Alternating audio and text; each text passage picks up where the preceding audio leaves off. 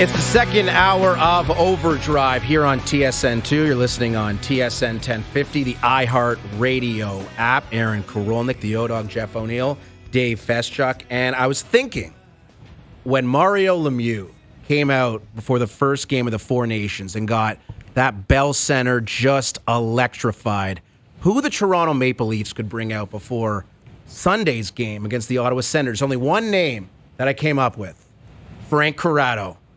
That is not That's outrageous. That is insane comment. What I said about AK's list, I'm taking it all back. Well, AK's list and that comment are not at all correlated. If I was the Leafs, to get the blood juicing into the building, I bring out Darcy Tucker and Shane Corson and Gary Roberts, the three of them to drop the puck. It's a great idea. Ice and say, and get the crowd going, give Greeny the finger on the way back in, and just... That's the way to do it. Yeah. Get those three guys out there to walk and drop the puck for the playoffs. And then when you get to Ottawa, they could throw Big Z and Chris Neal and Chris Phillips and get their goons out there. Yeah.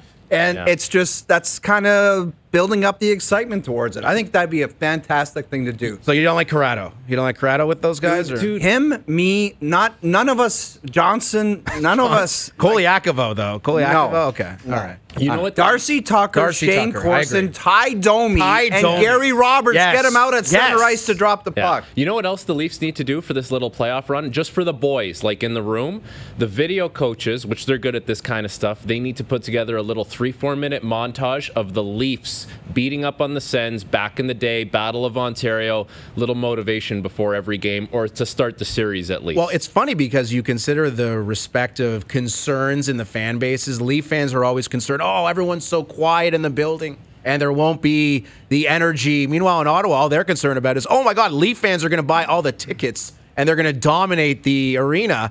So it's really funny how they're getting in there no matter. However that they try, like they're going to go on Facebook I don't know how they're going to find these tickets. Marketplace, yeah. Seriously, They're like you know how they're dangerous. trying to You can put be restrictions dangerous. on certain people. They're going into There's that black building no market matter Money ticket talks. stuff happening, man. There's all kinds of stuff going on. Yeah, and I saw Anlauer was on TSN 1200, our sister station in Ottawa, talking about, we got a lot of plans in place to limit Leaf fans. Make sure the season ticket holders get their hands on it. What do you think the season ticket holders are going to do, In this economy, they're going to sell the tickets for double the price to Leaf fans who are going to come in there and be louder than the Sens fans. No kidding. If I'm a Sens fan and I could watch at home and be just as happy, I'll just float it out there online saying... On Facebook Marketplace? Whatever. I don't know how Dude, people it's like sell that kind of stuff. Back in the day, my dad had tickets to a Leaf game.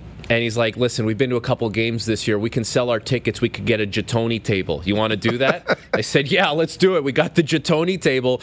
I'll never forget this game. I think it was a St. Louis Blues game. Leafs were up 5-0. They lost 6-5 in overtime. I remember that game. Yeah. We had the Pronger Jatoni played for table the for Blues 15 then. years Sorry, afterwards. what is a Jatoni table? Yeah, that's a better Foosball question.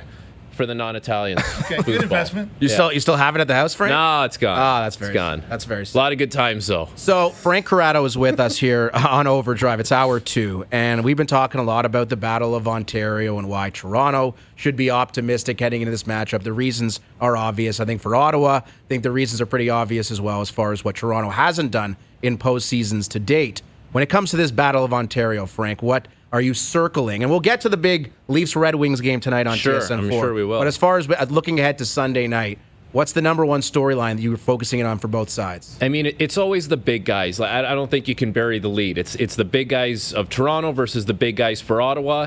And what does playoff Brady Tkachuk look like and feel like, and how does that factor into the series? Is it exactly what Matthew Tkachuk did for the Florida Panthers? Like, is he gonna go over the edge? Is he gonna get a little too excited? Can the Leafs maybe take advantage of that? But I think you go big guys versus big guys, and then you start to do all the other auxiliary matchups after that. Like in Ottawa, I think they talk about their third line a lot with Pinto, Gregg, and Amadio, saying that's a line that can really match up well against anyone in the league, and they feel comfortable with that. And so now if you have two lines that can eat up time against the Matthews line, what does that do for Toronto? Like, how does that go against Toronto?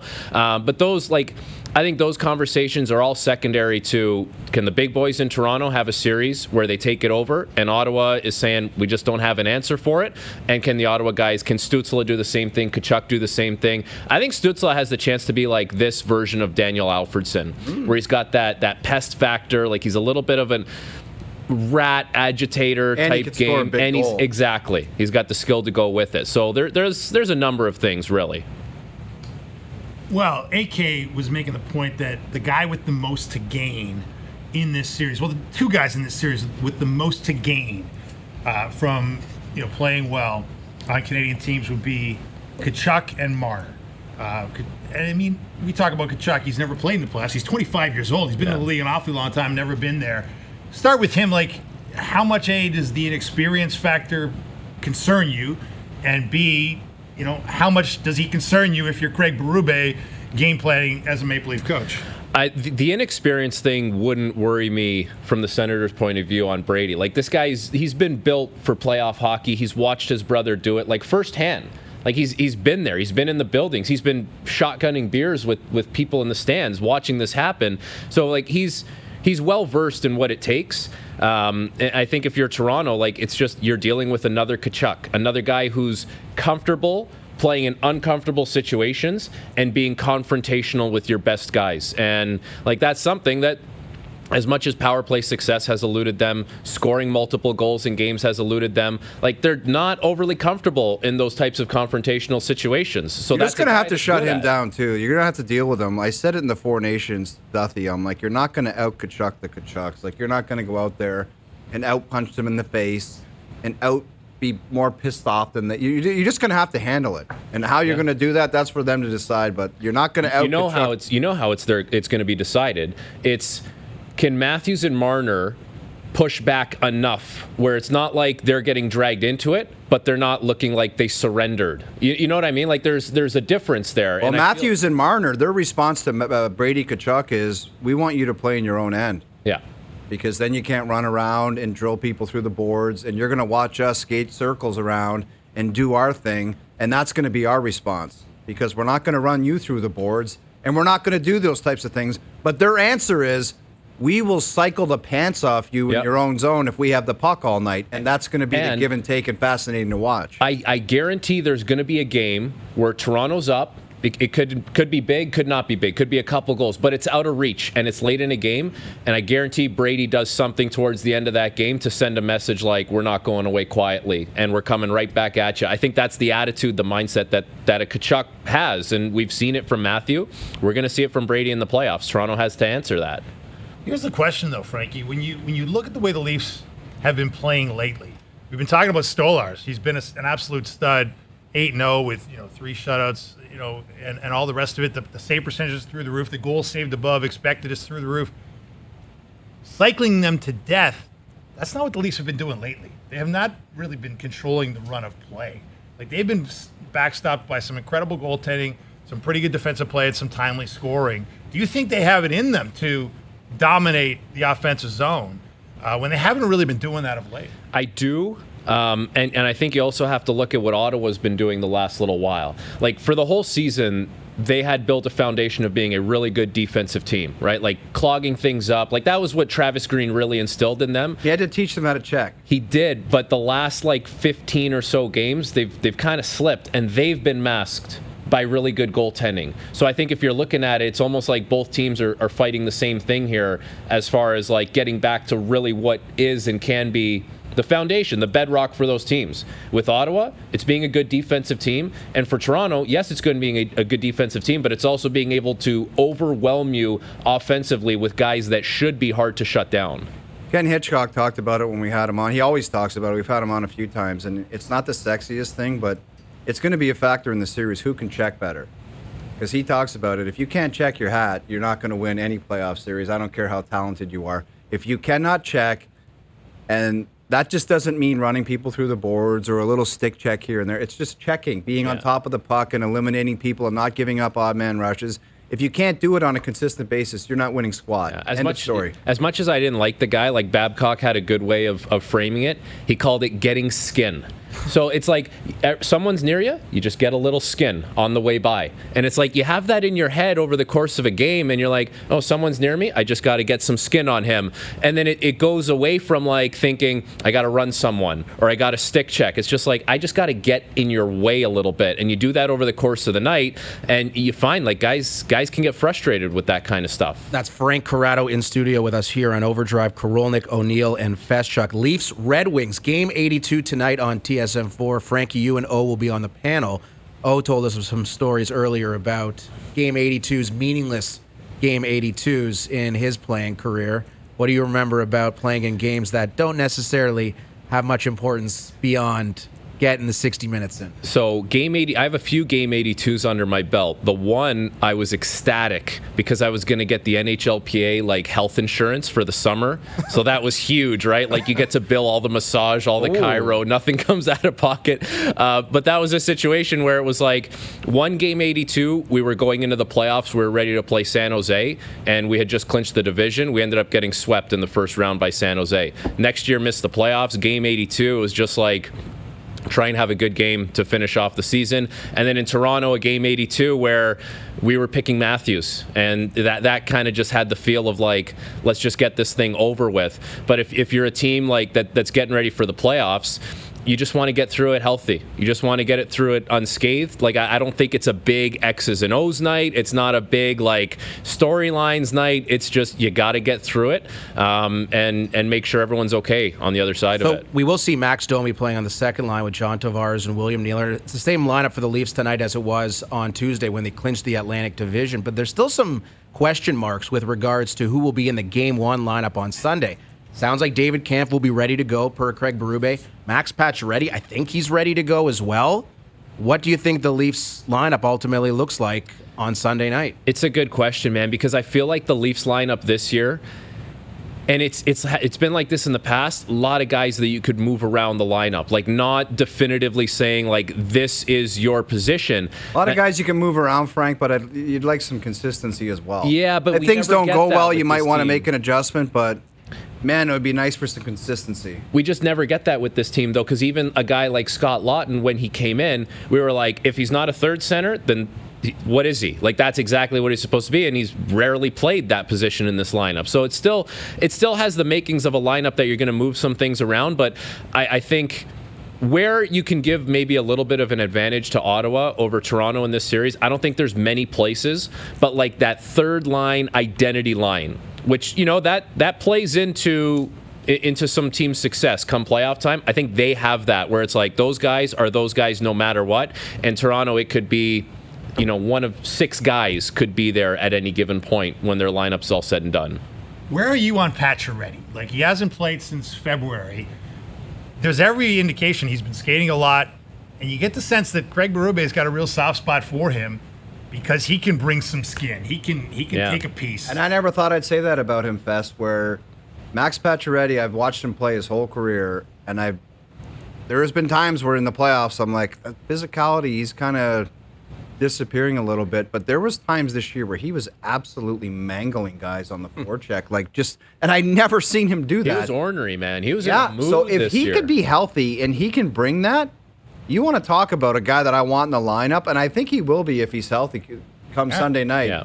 He might play with Tavares and Nylander. Dude, I don't know stunned. where he's going to go, but you just get that engine fired up and get in the forecheck, and he was destroying guys. You know what it is with Pacioretty, too? It's like you're trying to milk it for all it's worth right now. There's no, like, long-term vision in mind. It's like, we brought you here for this right here, in the here and now. So we're going to put you back in. We'll see if it works. That's what all their mentality should be. I realize that. But like, what the hell's there to lose? No, I know. I get that. But, like, that's... What, are you saving it for something? No. They're all going to have the same thing. But, like, you're trying to milk the last little bit out of that guy's career and see if it can help you in the playoffs. That's why he's here. Yeah, but I mean, I wonder, though, like, you know, it's nice to think he can do it, but he is 36 years old. He's coming off, you know, two major Achilles injuries. He hasn't been able to stay in the lineup for the entirety of the season and had some fits and starts.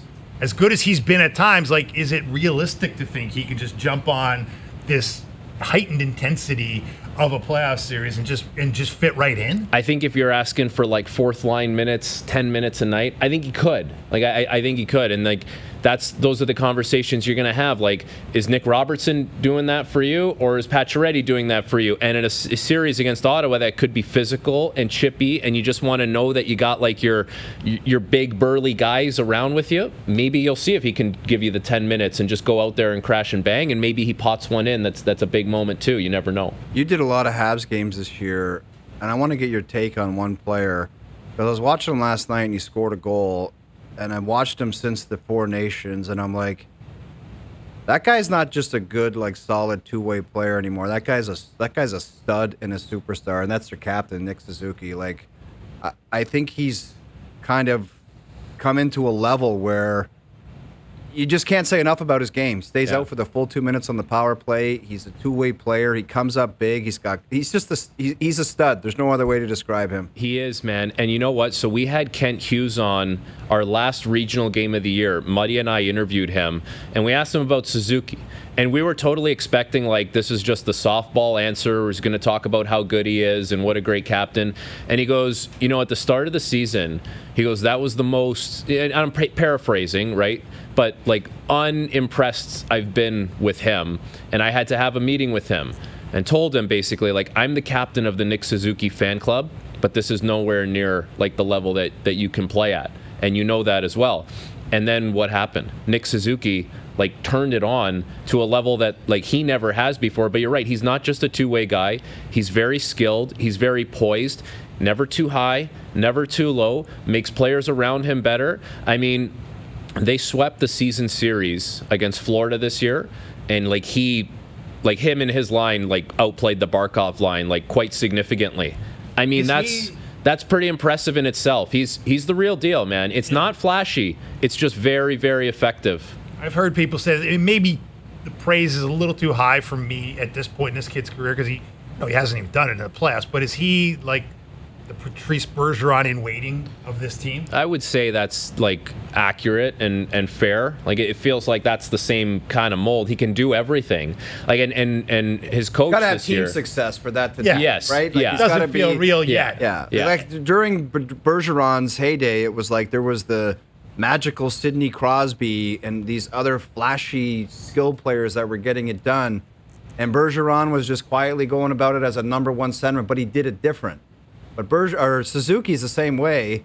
He's not Connor McDavid, but he does it differently. But he's got to have success doing it differently. and keep in mind, like, Bergeron always had like Krejci playing below him.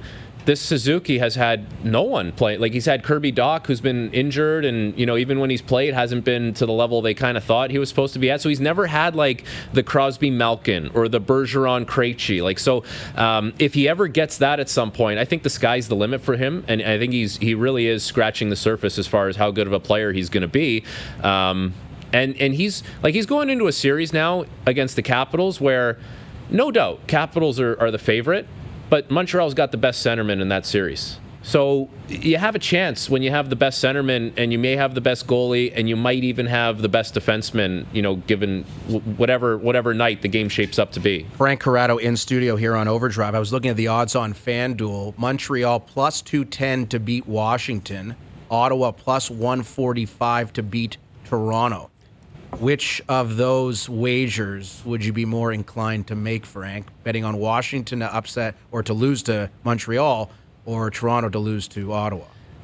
Okay, I'll tell you why I'm going to say Montreal. I hope so. Because Company man. I feel like this Ovi thing, this chase for the goal record for Ovi, was such an emotionally charged thing for the Capitals, and they got it. And it was this big jubilant moment, and they had the ceremony, and everyone took a big breath and they exhaled. And now it's like been a little bit deflating for them. And I think for them, they got to find that like same juice to get up to speed at like playoff intensity again. And Montreal's been playing in like desperation mode for 2 months now. I got to give their coach some credit though. The Washington Capitals, I love their coach. He's a great coach, man. I think the world of that guy, and he knows the deal, what's going on, and he knows he's got to snap these guys out of it. Obviously, a save's going to help them because they haven't been getting it for a month, but might not get one. Thompson, whatever we have he's no got idea. to do for the drop of the puck to start that series, they're going to be dialed in. Hopefully, they get some health back, but I'm pretty sure that coach is going to turn that around and say, guys, Yeah. the joke's over. You guys love hammering beers, and that's great and everything, but party's over, and it's time to get down to business. You know what else I think Washington's going to do? I think they're going to be someone was texting me this today, like, I think they're going to be so greasy. Oh, yeah. Like, Washington's just going to have, like, a grease factor in that series that's going to be off the charts that I think Montreal doesn't get pushed around. Like, they have good pushback in their game, but I think Washington's going to throw that at them. Guys like Tom Wilson's going to lead the way. There's a grease factor there. Well, and there's also a lot of younger players on Montreal that don't necessarily have the playoff experience, and they're more diminutive, if you want to call them. I think about Hudson and Cole Caulfield and Demidov coming over from the KHL, played 10 minutes last night, and I'm very curious to see how he handles this opportunity in the Stanley Cup playoffs against probably his idol in Ovechkin. You know, he's right? got the Conn Smythe bonus in his contract. I saw. Did you guys hear about that? $500,000 for the Conn Smythe? Yeah, he's got the Conn Demidov. Smythe Good luck bonus. to him. Good Love luck that. to him. Yeah. Frankie, I got to get your take, though. We're talking about the Hart Trophy, and voting is due tomorrow. You know, we're talking about Hellebuyck. Goalies don't win it often, but this guy's been the most important player on the best team, and he's had a hell of a year. Obviously Kucherov, O-Dog's pointing out that, he does it all the time, so maybe he gets overlooked, but, another Art Ross. And then Draisaitl, 52 goals in a year where he's the only one to score 50, and he's not exactly playing with a murderer's row. Yeah. Of line mates. Where do you lie on that debate? So I vote. I voted for Draisaitl. You got Draisaitl. I voted for Draisaitl as my number one. I think all the things that you just laid out there with Draisaitl, and the fact that Connor McDavid has missed significant time this year, and if a Draisaitl wasn't doing what he was doing, that team looks different. Like there's a different outcome might be for in the trouble. Oilers. Yes, yeah. Like he masked a lot of stuff that happened there, and I think Hellebuyck. Like, it's an unbelievable year for him. No doubt, he's so important, so elite, like best goalie. But Winnipeg had the best power play in the NHL. They're a top 5 scoring team in the NHL. They're also like the best defensive team by a lot of different metrics in the NHL. Well, he's got something to do with that. No, but like even like the amount of shots they allowed, like slot shots, quality chances, like all the MJ expected, stats. I think it's nonsense if people are bringing that into but maybe just look at it and say that was the best guy. He was all this garbage that's being fed. It's stupid, I think that, but absolutely where stupid. that leads me to is this.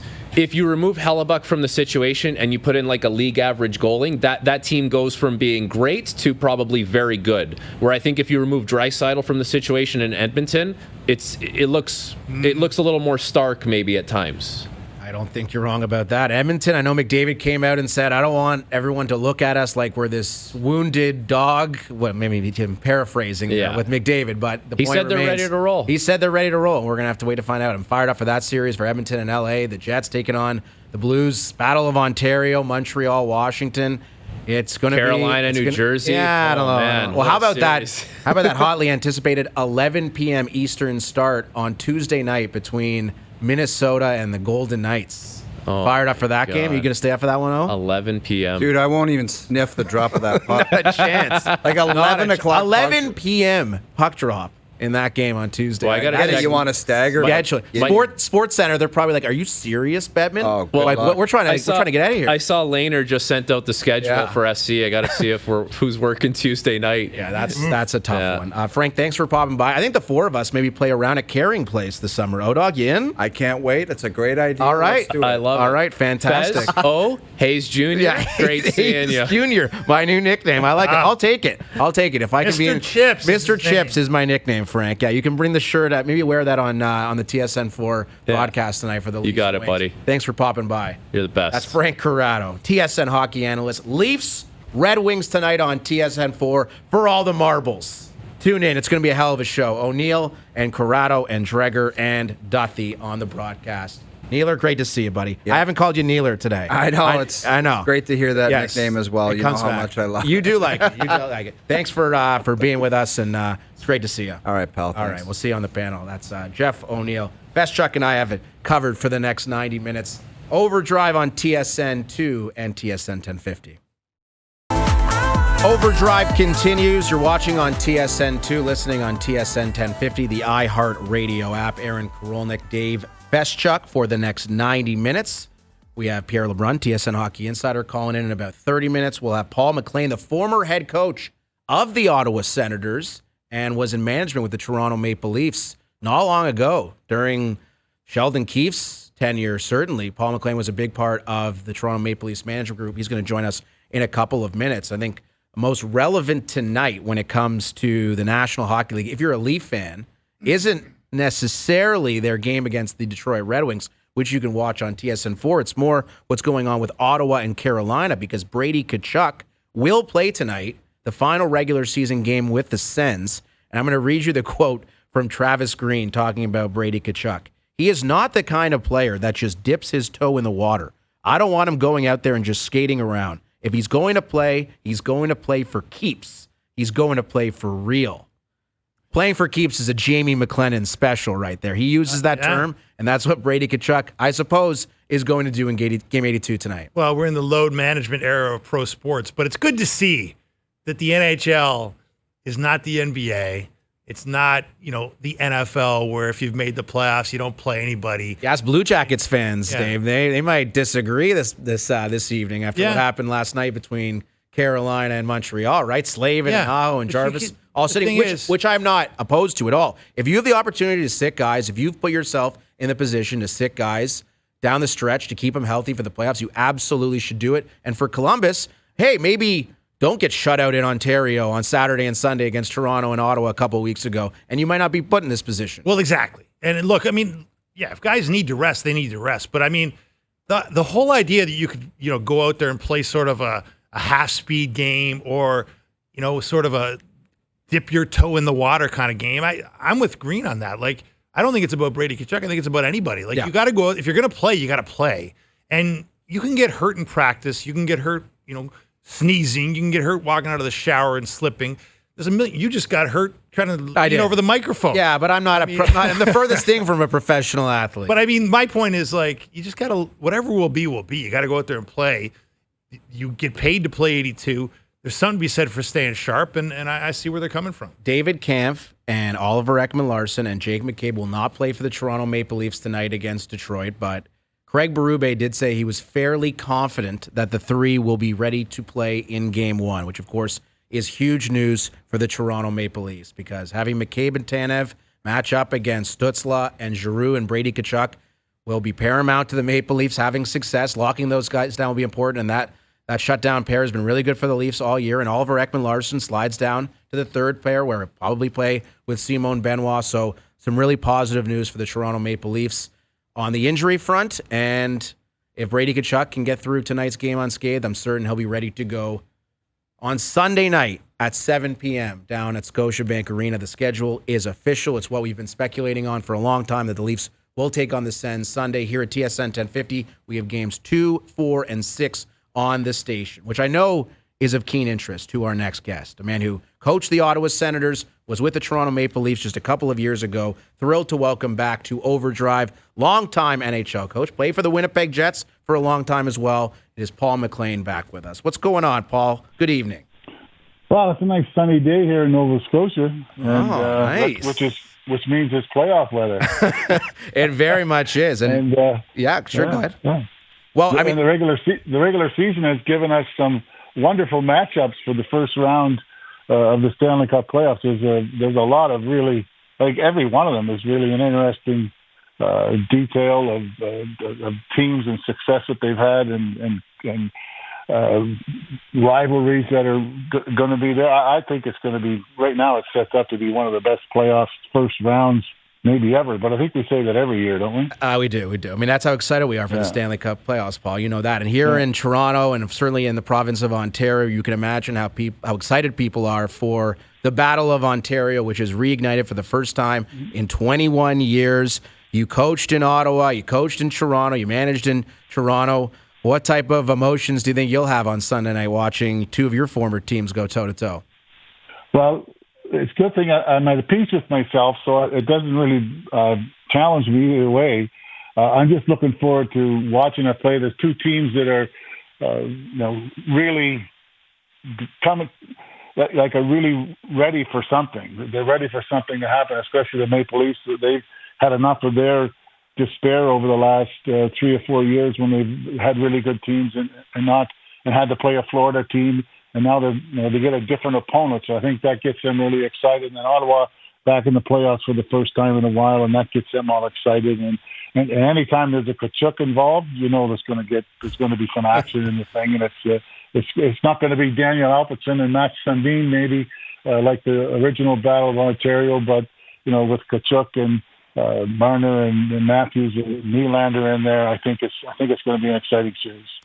Paul, you used the word despair when you talked about the Maple Leafs in the playoffs, and you used another D word in a very famous clip of the Amazon all or nothing. Yes, I was thinking all for nothing, but also appropriate. Appropriate. But I was wondering, you talked about the demons in that great coaching staff meeting about how this team has demons. They see them in their closet. They see them everywhere.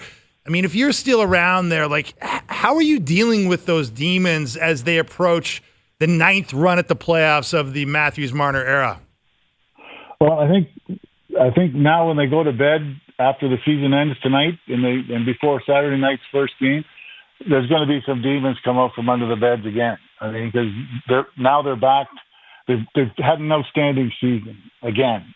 This time they win the Atlantic Division, which is massive because they're not facing a Florida team or a Boston team that has been, the center of those demons. So right away they exercise those ones, at least for the first round. I mean, they have to settle with those if they move on, but at least for the first round, that biggest demon is out of the way is the opponent and how that opponent could have been in their heads and done things to them. And now they have an opponent that's, finished lower in the standings, but are they lesser than them? I mean, the statistics roll out that they're probably pretty close, but at the same time, with getting back to those demons, they have a chance now to be a little more relaxed because they're not playing one of those teams that's been a big fault of those demons. And I think that's a big thing for them. I think also the play of all three, the Mitch Marner in the Four Nations Cup and the success that he had when the game was on the line and the great plays that he made for Canada, the way Austin Matthews persevered and changed his role with the U.S. team, not necessarily being the go-to goal scorer guy, but being the glue guy that made everything go for them. And William Nylander doing such a great job doing what he does for the Swedish team. And those three players are what's going to drive it. I think they've had success at that Four Nations, which gives them confidence against good players. And then they kind of showed it here at the end of the year and some of the games they've won and the way they've played at the end of games that maybe they've turned the page, but Saturday's going to be the winner tell. Our guest is Paul MacLean, former Ottawa Senators head coach, was an assistant here in Toronto for a couple of years as well. I am curious to know your perspective, and the subject of playoff experience is debated and discussed nonstop leading into round number 1, and Toronto has more experience. Maybe the demons may be a part of it, but clearly more playoff experience. Yeah. Ottawa has very little when it comes to its top guys. How much of an effect do you think this will have on the result of the series? Well, I think experience matters. I mean, it's been proven over the years, experience matters. And experience is not only winning, experience is also losing. I mean, like the despair, as we've mentioned earlier, that the Leafs have faced in the last number of years, that's a motivator. Like, I don't want to feel like that again. I really don't want to feel like that again. Now, the Ottawa Senators, they have nothing but they're happy. Like, there's no despair in their team. They made the playoffs for the first time in however long, and some of them, or maybe none of them, have ever been there. So they're not really sure. Oh, everyone says it's hard, but you don't know until you're actually in there and you actually get involved in it and you go through it. And all of a sudden you realize, oh my God, this is like way harder than I thought. It's 4 games to play and it's all over. So like it happens very quickly too. So that's the one thing about the experience in the playoffs gets you is that you got to do it like right now. It's right now. It's right now. There's no time to wait. You can't say, oh well, we'll do it this game or that game. Got to do it right now. And I think the Leafs are full of that because of the despair that they've had. And I think it's it's going to be a great motivator for them. And we'll see how it turns out. If you're on the Leafs coaching staff this year, Paul, and you've got Brady Tkachuk, the Ottawa captain, to deal with here. Now, he's never played in the playoffs, but we know, he did very well in the Four Nations. He's 25 years old. Yeah. He's been in the league a long time. How do you sort of approach him? Because obviously he's going to be a disruptor. He's going to be physical. Is there a way you can sort of turn that against him and try to get him to go over the edge and put himself in a bad spot, or how do you approach a guy who brings a skill set unlike anybody else in the series? Well, he's going to be a factor, whether it's for his team or for your team, and you kind of want to make him a factor for your team if you can. But it's also something that it's not a one-person thing; it's a multi-person thing, and I think the bulk of it is going to fall on the defensive core of the Maple Leafs and keeping him away from the net. I mean, that's where he, like, from goal line to goal line, like, no one's really afraid of Brady Tkachuk. Doesn't have outstanding speed where he's going to skate by everybody, or puck skills that he's going to toe drag everybody and get into it. Like, his game is, let's face it, his game is below the goal line to the front of the net and being involved in front of the net with the goaltender. So it's really going to be a big job of not only one pair of defensemen. I'm assuming it's going to be the McCabe and Tanev combination with Benoit and somebody else going out the next time, but they got to keep him away from the net, and that's going to be a big challenge because he's a big man and he's determined to get there. But if you try to do it, you just say like Chris Tanev's going to do it, that's not going to be enough. You're going to need two pair of defensemen, in my opinion, are going to have to be there to make sure that you keep him away from the net. Paul, the Ottawa Senators swept the season series against the Maple Leafs this year. Toronto scored just 3 goals in 3 games. It's 5 games in a row Ottawa has beaten Toronto dating back to last regular season. Does that matter at all to you? That's the playoffs now. It don't matter.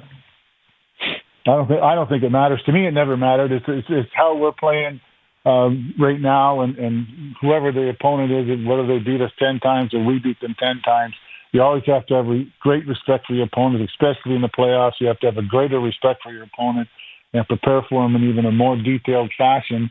And the team that does that the best and then goes out and executes it and stays healthy and gets some bounces is who ends up winning the series most of the time. Paul, you've coached the Senators, and you know about the phenomena of Leaf fans invading the arena out in Canada. How do you deal with that if you're the head coach of the home team, and yet it feels like it's not completely a home game when the Leaf fans really can make it a pretty balanced crowd in a lot of ways? Like, can that be a factor, or how did you look at that? Well, I always looked at it when I was there that I would say, hey, Eugene, the place is full. Speaking to the owner, Eugene Melnick, right? Yeah, Eugene Melnick. I said, Eugene, the place is full. What's our complaint? But again, like when you're at home and everything is blue and white, it could be a little bit, I guess, kind of irritates you a little bit. But I tried to make it more of a motivator that, hey, we need to play better.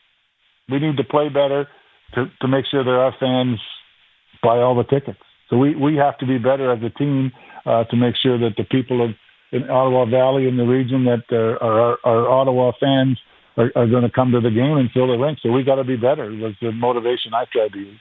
Paul, it's a treat to catch up with you as always. We really appreciate your time tonight. Enjoy the beautiful Nova Scotian evening ahead, and hopefully we can talk to you again soon.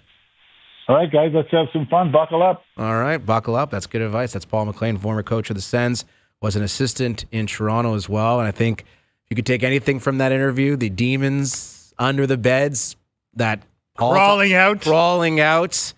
Again, no Maple Leaf fan wants to hear that, of course, because you would like to think that things will be different for this team with a different coach, different goaltender, 3 brand new defense. But at the same time, the central cast of characters, the most important players for the Toronto Maple Leafs, remain the same guys that Paul referenced in that infamous, at least here in Toronto, clip about the demons. That's how they're playing, with demons underneath their bed, and that's why they can't come through in these big moments.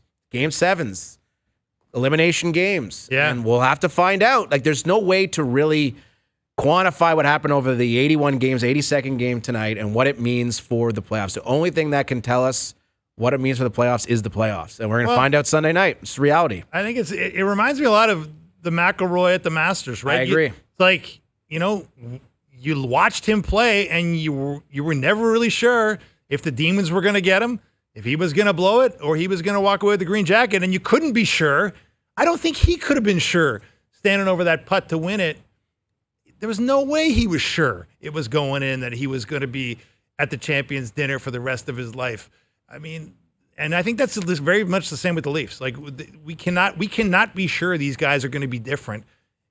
Fans can hope, they can hope, the coaching staff can hope, but until you see it, you just cannot know it's going to be true. That's it. I think their management group, I think Brad Treliving did an excellent job this year building this team. I think on the back end, they're much better. Bringing in Stolarz was a brilliant move. I mean, he's been way better than anyone could have possibly imagined.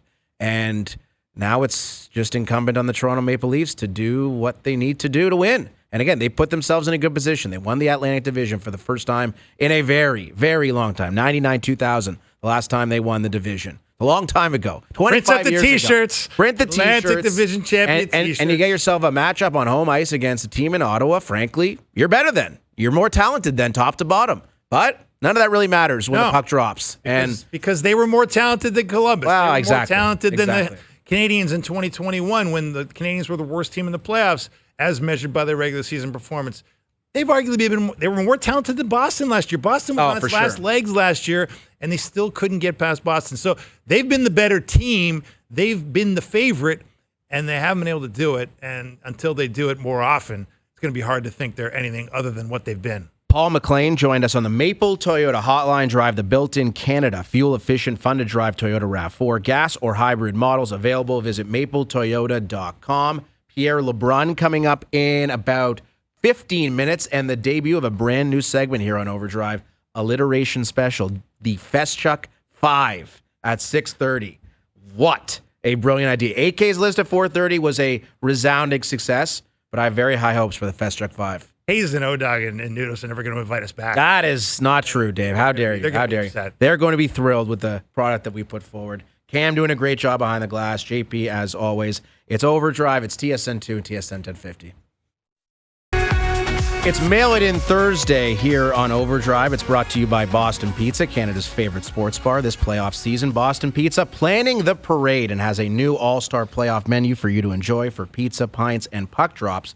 Visit your local Boston Pizza today. There is also a parade to AAA for Davis Schneider of the Toronto Blue Jays. The Jays off today. They'll take on Seattle tomorrow down at the Dome, first of 3. But Davis Schneider, I think, will go down as the baseball equivalent of Jeremy Lin. Yeah. In that he was so incredible for like 2 weeks. Everyone loved him. They were calling him Babe Schneider. People had jerseys. I was down at the Jays game yesterday afternoon. There's an ample number of Davis Schneider jerseys, and he started the season with 1 hit in 21 plate appearances this year and was sent to AAA, and I don't know if we'll ever see him again, but he'll always have that series. I believe it was at Fenway Park. 9 hits in his first 3 games. Wow. He was unbelievable. Yeah. And then he was okay, and now he's not. Well, that's a great parallel to the Linsanity.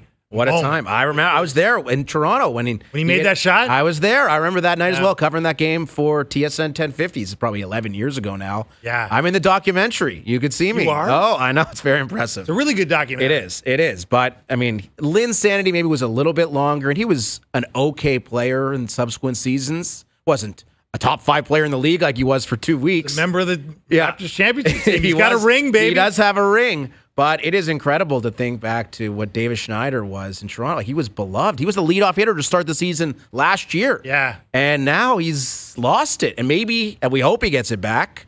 I mean, it's hard not to love the guy for what he was and the story that he was. He was a draft pick somewhere in like the 30th round, something like that. Yeah. Worked his way up to the majors. Got a really important story and a cool one at that.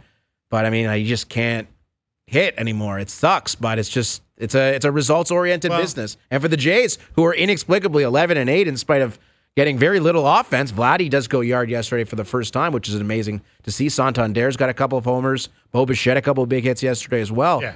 But, I mean... They're getting really good pitching. They're getting incredible pitching, and if you have a bench bat like Davis Schneider, who's 1 for 21, you're not long for the major leagues. Well, look, I mean, everybody that fell in love with the guy enough to buy his jersey. Yeah. In a very short span where he just emerges on the scene. And when they're calling you babe, you're doing something right? And so, look, there's every reason to believe he can rediscover it, right? Like, you know how it works, AK. You get into the major leagues, you're an unknown. That's a big advantage, right? They have no book on you. They get the book on you. They find the hole in your swing. and now it's your turn to say, I can cover that hole. I can adjust to what they're throwing me. And he's got to go down to Buffalo and do the analysis and figure out where the hole is and how to fill it, right? And look, this guy's kept at it a long time, to your point about, and in the case of Jeremy Lin, it was a very similar story of a guy who persevered and was overlooked and underrated, and then found a way to make it happen for a short amount of time. And, maybe let's hope for David Schneider's I hope so. Sake that it is something that he can rebound from, because the guy does have obvious talents. Yeah, I mean, he hits lefties well, or used to anyways, but clearly not this year. Another example of this, I think about Tim Tebow. Yeah. And that incredible run he had with the Broncos. Remember? Couldn't lose. When they beat the Pittsburgh Steelers, that incredible pass to Demaryius Thomas, who runs at 85 yards, whatever it was. And Tebow, but I guess people figure you out once there's tape out on you, and you hope the same doesn't apply to someone like Easton Lucas, who had two great starts to start the season for the Jays, and then his third start, he got destroyed by Atlanta. And sometimes the balloon bursts, and they see something in something you do, and maybe that's the case for David Schneider, and hopefully that's not the case for Easton Lucas. But the Babe era is over for now with the Toronto Blue Jays and David Schneider. Well, maybe, some buffalo wings, a little beef on weck. Yes. You get down in Western New York and you refine yourself, right? And I think that's what he's got to do. It's a game of adjustments, man. Yeah. It always has been. It's a game of adjustments for the best players. Look at Juan Soto adjusting to life without Aaron Judge. Did you hear those comments this week about how, hey, life ain't the same? Guess what? When the best hitter in the world's not hitting behind you, you don't see the same pitches. Guess what? That's exactly it. And he will figure it out because he's far too talented not to, Juan Soto. I'm not certain the same thing applies to David Schneider, but we're hopeful. We're hopeful. But all I'm saying is even the guys at the highest level and the guys who were in the minors trying to get to the majors, they're all trying to adjust. You have to be constantly adjusting, because guess what? The game's so sophisticated now. They're looking at you very closely and finding your weaknesses. That's Dave Feschuk from the Toronto Star. I'm Aaron Korolnek. We're in for Hayes Noodles and the O-Dog, and we've got a massive third hour coming up. Pierre LeBrun will call in TSN Hockey Insider, the debut of the Feschuk 5 on TSN 2 and TSN 1050.